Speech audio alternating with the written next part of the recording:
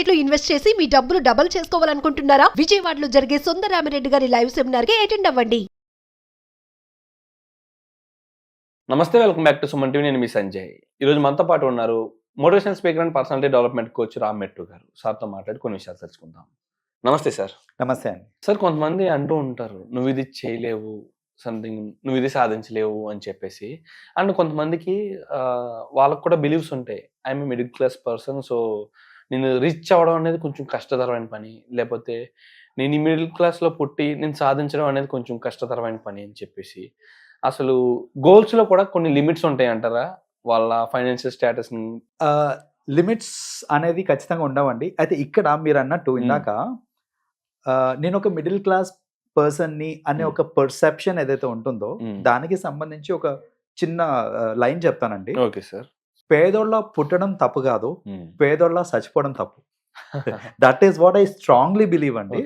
అంటే చాలా మంది ఏంటంటే చాతగాక కొందరు ఏంటంటే అంటే because of there laziness what ever it is, అరే వాడికేంట్రా మంచి ఫైనాన్షియల్ బ్యాక్గ్రౌండ్ ఉంది, వాడేమన్నా చేయగలుగుతాడు, నేను మిడిల్ క్లాస్ ఫ్యామిలీలో పుట్టాను, మిడిల్ క్లాస్ ఫ్యామిలీ నుంచి వచ్చాను, సో బేసిక్ గా నాకు కొన్ని లిమిటేషన్స్ ఉన్నాయి అని ఒక మెంటల్ బ్యారియర్ పెట్టేసుకుంటారు వాళ్ళు.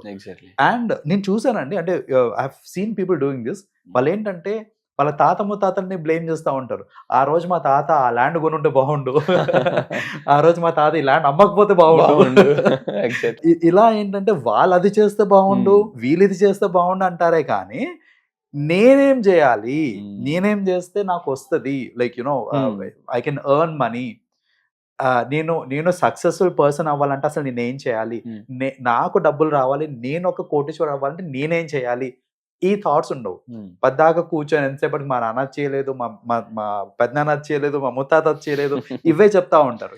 సో ఫస్ట్లీ అది మార్చుకోవాలండి. ఎందుకంటే లైవ్ ఎగ్జాంపుల్స్ ఉన్నాయి మనకి సొసైటీలో, వేరెన్ యునో పువర్ ఫ్యామిలీ నుంచి వచ్చి లేదా మిడిల్ క్లాస్ ఫ్యామిలీ నుంచి వచ్చి బికాస్ ఆఫ్ వాళ్ళకున్న క్రియేటివ్ ఐడియాస్ వల్ల కానివ్వండి, లేకపోతే వాళ్ళకున్న ఇంటెలిజెన్స్ వల్ల కానివ్వండి, వాళ్ళు చేసిన యాక్షన్స్ దానితోటి they have come up with certain companies which are now making millions of rupees.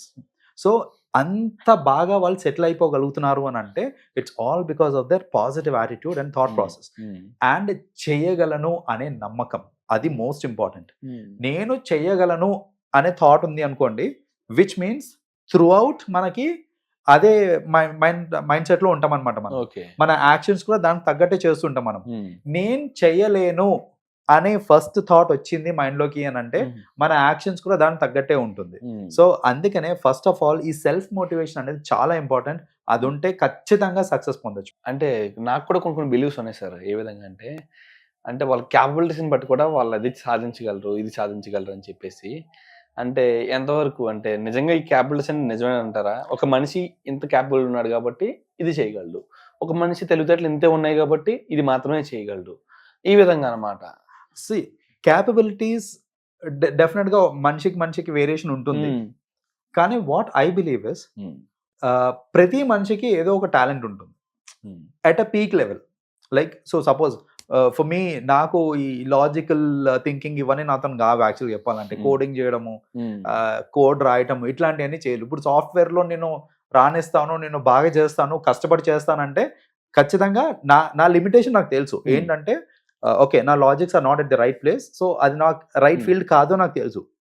కానీ నా కేపబిలిటీస్ ఏంటో, నాకు నా పాజిటివ్స్, నా స్ట్రెంగ్స్ ఏంటో కూడా నాకు తెలుసు. కాబట్టి బేస్డ్ ఆన్ దిస్ స్ట్రెంగ్స్ నేను కనుక రైట్ ఎఫర్ట్స్ పెట్టాను అని అంటే డెఫినెట్ గా I can succeed in what I'm strong at. అలాగే ప్రతి మనిషికి లిమిటేషన్స్ ఉంటాయి. మీరు అన్నట్టు కేపబిలిటీస్ లో లిమిటేషన్స్ ఉంటాయి. ఈ కేపబిలిటీస్ లో లిమిట్స్ ఉన్నాయి, సరే, there is something else that you're good at. అది మీరు గుర్తించాలి first. What is that I'm good at?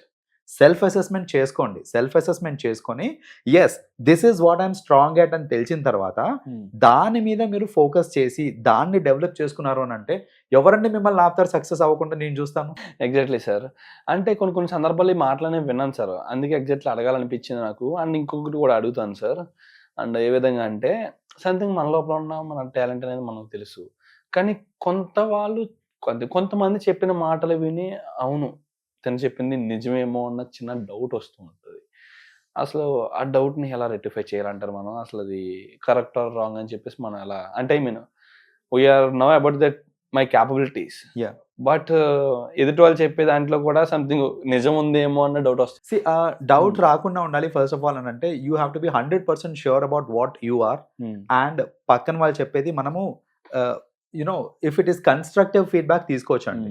Constructive feedback is suppose ఇప్పుడు సంజయ్ నీలో ఈ క్వాలిటీ బాగుంది కానీ ఇంకా ఇది ఇంప్రూవ్ చేసుకో, దట్ విల్ హెల్ప్ యూ అని నేను చెప్పాను అనుకోండి, it's a constructive feedback.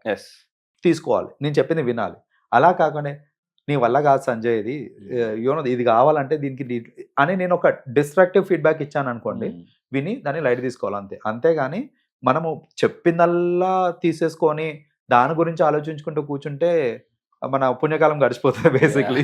So ఏంటంటే పక్కన వాళ్ళు చెప్పేది మనం పట్టించుకోదు. పక్కన వాళ్ళు ఎన్నో చెప్తూ ఉంటారు, అవన్నిటిని మీరు దృష్టిలో పెట్టుకున్నారంటే డెఫినెట్గా మనం సక్సెస్ కాలేము. వాళ్ళు చెప్పేది చెప్పనియండి, మీకు కావాల్సింది ఏంటిది మీరు చెయ్యండి, మీ గురించి మీరు ఫస్ట్ ఆఫ్ ఆల్ ఆ సెల్ఫ్ కాన్ఫిడెన్స్ రావడానికి కూడా నేను కపుల్ ఆఫ్ థింగ్స్ చెప్తానండి. ఒకటి, start appreciating your self for this small success that you get. Suppose చాలా మంది ఏంటంటే సెల్ఫ్ అప్రిషియేషన్ చేయరు. పద్దాకా పక్కనోడు ఏదైనా మంచి పని చేశాడు అని అంటే అరే బాగా చేసావురా, బాగా చెప్పావురా అని వాళ్ళని అంటామే, కానీ నువ్వు చేసిన పని నీకు నచ్చినప్పుడు నువ్వు సెల్ఫ్ అప్రిషియేషన్ ఇచ్చుకుంటున్నావా లేదా అనేది important. So firstly self appreciation చాలా ఇంపార్టెంట్. సో మీరు చిన్న చిన్న టాస్క్లు ఫినిష్ చేసుకొని బాగా చేసినప్పుడు మిమ్మల్ని మీరు సెల్ఫ్ అప్రిషియేట్ చేసుకోండి. ఆ చిన్న చిన్న సక్సెస్ని సెలబ్రేట్ కూడా చేసుకోండి. సెలబ్రేట్ చేస్తే ఏంటంటే it will create enthusiasm to work better అనమాట. సో మీరు సెలబ్రేట్ చేయట్లేదు. సపోజ్ ఈరోజు ఒక టాస్క్ చాలా బాగా అయింది, మీకు ఎవరో అన్నారు సంజయ్ వాళ్ళ ఇంటర్వ్యూ బాగా చేసావు సంజయ్ అన్నారు అనుకోండి, మీరు ఇంటికి వెళ్ళి ఖచ్చితంగా దీని గురించి మీరు సెలబ్రేట్ చేసుకోండి. ఈరోజు నేను బిర్యానీ తింటాను ఏదో ఒకటి మీరు సెలబ్రేట్ చేసుకున్నారు అనుకోండి, ఇట్ విల్ క్రియేట్ మోటివేషన్ అనమాట. అరే ఇంకా చేయొచ్చు బాగా అనేసి. సో ఇలా ఏంటంటే సెల్ఫ్ మోటివేషన్ పెరగాలి అంటే first of all self appreciation and celebration of success అనేది చాలా important. So this is one thing that we have to do. Second thing ఏంటిది అని అంటే టు క్రియేట్ సెల్ఫ్ ఇది అంటే సెల్ఫ్ మోటివేషన్ ఇంక్రీజ్ చేసుకోవాలి అని అంటే చిన్న చిన్న గోల్స్ పెట్టుకోండి. అంటే don't have a bigger target. మీ బిగ్గర్ టార్గెట్ని మీరు ఫస్ట్నే స్ప్లిట్ చేసుకోవచ్చు. ఫర్ ఎగ్జాంపుల్ ఇప్పుడు నేను ఒక ఫ్లాట్ కొందాం అనుకుంటున్నాను, నెక్స్ట్ 4 years 5 years ఫ్లాట్ కొందాం అనుకుంటున్నా. నేను ఫ్లాట్ కొనాలి అనేది దృష్టిలో పెట్టుకొని దాన్ని దృష్ట్యా ఇప్పుడు నేను suppose if I'm working every day I will not have అరే ఇప్పుడు సపోజ్ ఎవ్రీ మంత్ నువ్వు ఇప్పుడు 5,000 ఖర్చు పెట్టుకోవాలనుకోండి, ఫ్లాట్ కొనాలంటే 60 లక్షలు అవుతుంది, 5,000 ఏముంది అని ఖర్చు పెట్టేస్తాను నేను. So I will not have motivation to save. అలా కాకుండా ఎవ్రీ మంత్ నేను 40,000 సేవ్ చేసుకోవాలి అనే చిన్న టార్గెట్ పెట్టుకున్నాను అనుకోండి ఫర్ నెక్స్ట్ 5 years. అప్పుడు 40,000కి 5,000 అనేది it will make some difference. So నేనేంటంటే I will have motivation to save that. So self motivation or for that matter motivation increase కావాలి అని అంటే పెద్ద టార్గెట్ ఏదైతే ఉంటుందో దాన్ని మీరు చిన్న టార్గెట్స్ కింద స్ప్లిటప్ చేసుకొని if you start reaching smaller goals that will create confidence, that will increase confidence. ప్రతి ఒక్క పర్సన్ కూడా మనలో ఉన్న లోపాలు చూస్తారు తప్పితే మనలో ఉన్న క్యాపబిలిటీస్ని అప్రిషియేట్ చేసుకోరు. ఎగ్జాక్ట్లీ చిన్న చిన్న గోల్స్ రీచ్ అయినప్పుడు మనం అప్రిషియేట్ చేసుకుంటే పెద్ద వాటిని రీచ్ అయ్యే మోటివేషన్ మనకు అందుతుంది. కానీ మన చిన్న చిన్న గోల్స్ని రీచ్ అవ్వడాన్ని ఇలాంటి వాటిని సెలబ్రేట్ చేసుకోవడం మానేసి ఎదుటి వాళ్ళు చూపించిన లోపాల మీద ఎక్కువ కాన్సన్ట్రేషన్ చేస్తాం, మనం చేయలేమేమో అని చెప్పేసి. ఎగ్జాక్ట్లీ ఇది చేయగలిగిన వాళ్ళు అదెందుకు చేయలేం.